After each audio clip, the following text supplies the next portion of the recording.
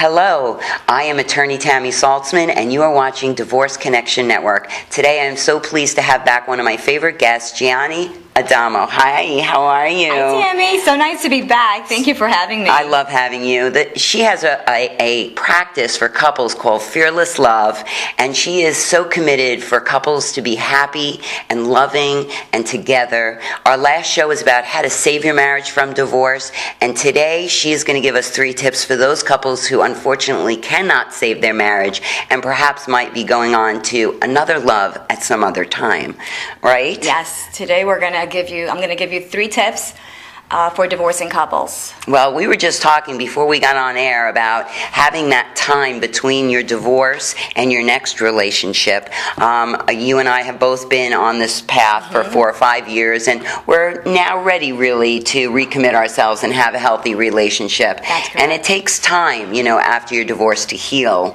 It does. Before you're really ready to commit yourself to someone else. That's correct. I'd like to start out with the first tip. Okay, what is the first tip? Tell the audience. The first tip is to take inventory. And what that means is that you're looking inward and you're going to ask yourself 2 simple questions before you decide to go through a divorce. And it's, have I prioritized my spouse? Have I prioritized my husband? Have I made him number 1 in my life? Or have I been focused elsewhere? Has my attention gone elsewhere in this marriage? Okay? That's the first simple question. The second simple question would be, was I present in this marriage?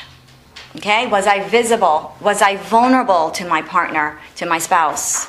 Once you ask yourself these real questions, then you should take responsibility for your part, no matter where your spouse is, no matter what position they've taken. Take responsibility for yourself. Well, I think that's really great advice. Owning your truth is very important, and you said 2 really great things. To have a happy relationship, whether you're going to try to save your marriage or you're going to go to the next relationship, prioritizing your significant other's needs is probably your most important job.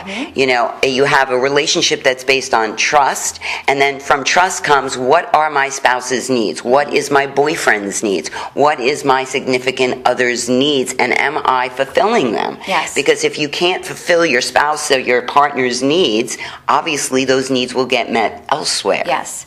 And really, those questions are going to help you to answer, did I show up to my marriage? Did you show up to your marriage? You need to be honest, because if you haven't shown up to your marriage, well, maybe there still is a chance that we can change things for you. And that leads you to your second tip of, not only did I show up, but was I authentic? Did I own my truth and speak my needs?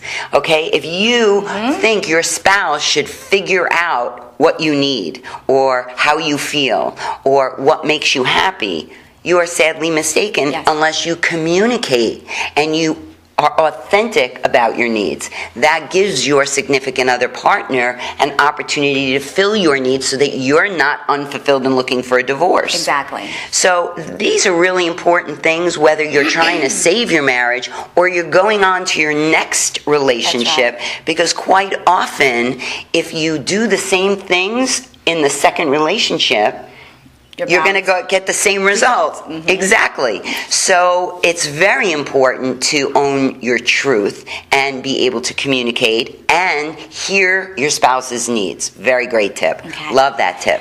Okay. What I'd like to present as tip number 2 is for those couples who still would like to give their marriage a chance, or at least look at that as an option. I would say, do not go to a counselor or a coach that is a generalist. Do not go there. It's a mistake. You want to find a specialist. You want to find a marriage counselor or a relationship coach that's committed to coming alongside of you, to presenting you with ability to reconcile your internal conflicts. I divorce, don't divorce. That's reconciling your internal conflicts, which helps you to get unstuck.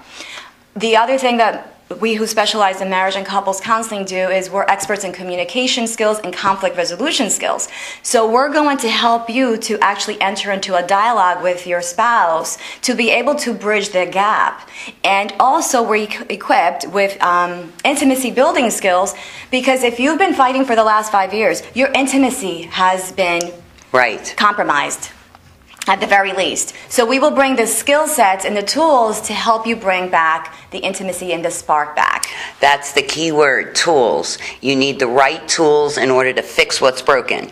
Because, and relationship coaches and marriage counselors are the ones who are equipped with the best toolbox to assist you in either saving your marriage or helping you to fix what was broken so that your next relationship shows up in a healthier way. Correct? That's correct. I actually work with a lot of men who call me when they're separated because their wife has had enough and she's moved out, or the man has had to move out because the woman doesn't want them there anymore. And I work with them, and some of those marriages can no longer be saved because it's been 20, 30 years of the same patterns and the woman fell out of love already. However, that man is so grateful to have worked with me because now he has learned new skill sets for his new relationship when he's ready to move into that, because when you're going through a divorce is not the time to be moving into another new love relationship. That's really important too, you know, to talk about separation. I have found that sometimes when parties separate, that's when they start to realize how much they appreciated the other spouse. So sometimes a temporary separation is something that can help re-establish, re-aliven, make you appreciate and miss what you don't have anymore. Or sometimes you get this big sense of relief.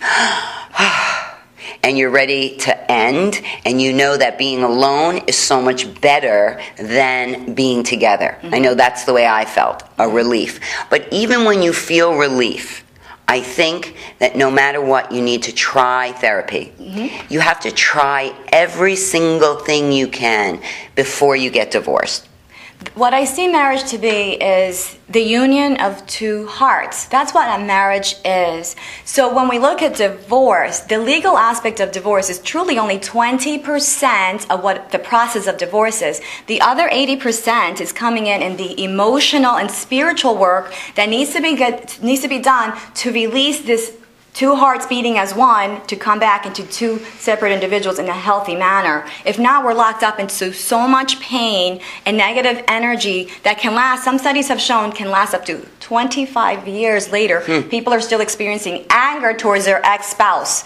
That's 25 ridiculous. years you're holding on for anger. Resentment and so anger. Relationship coaching and therapy can help you heal what was broken, can help you get past all of that, which is very important.